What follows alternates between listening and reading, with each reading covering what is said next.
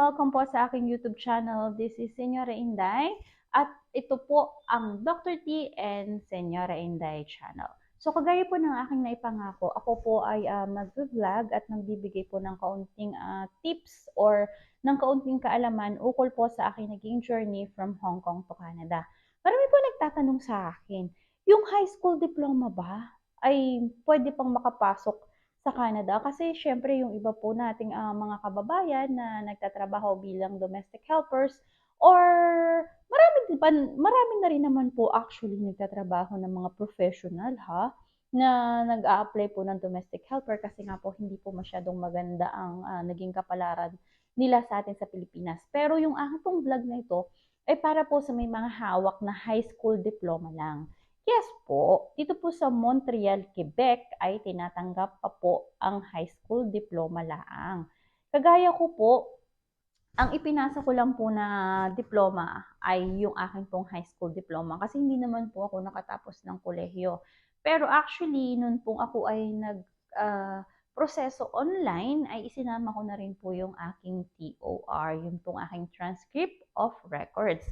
Pero, yun po ay sinigurado ko na kung yung high school diploma lang po ba, kung halimbawang yun lang po ang aking hawak, sapat na po ba yun? Yes po. Pasok pa po siya dito sa Montreal, Quebec, ang high school diploma. Pero kung ang papasukan po ninyo na pathway ay yun po mga papunta dyan sa yun pong bagong pathway na ngayon na tinatawag na HCCP, nangangailangan po yan ng at least 1 year post-secondary attainment. Kasi kailangan po nakatapos po kayo ng at least 1 year sa post-secondary sa equivalent po dito sa Canada.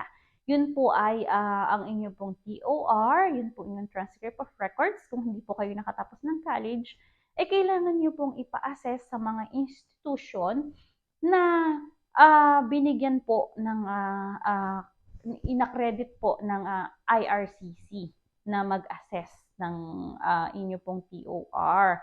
So medyo mataas-taas po talaga ng konti ang hinihinging requirements pagdating sa educational level dun sa bagong pathway ngayon. Kaya kung ako po sa inyo, kung may mga kakilala kayo at may mga kaibigan kayo or may mga agency na pwede makatulong sa inyo dito po sa papuntang Montreal, Quebec, hinatanggap po rito ang high school diploma.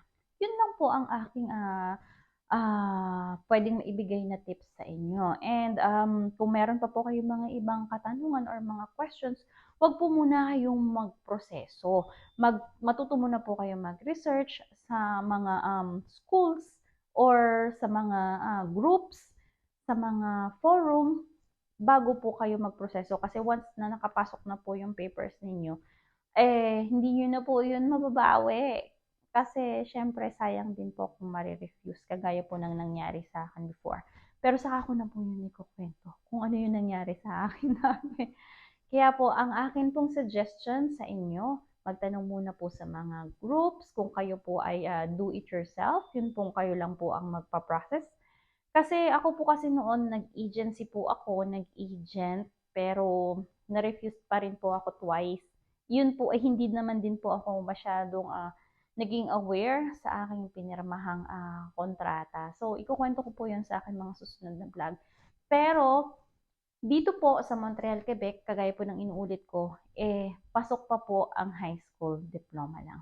Ingat po, yun po ay para sa in-home caregiver ha. Yun po ang aking pinasukan.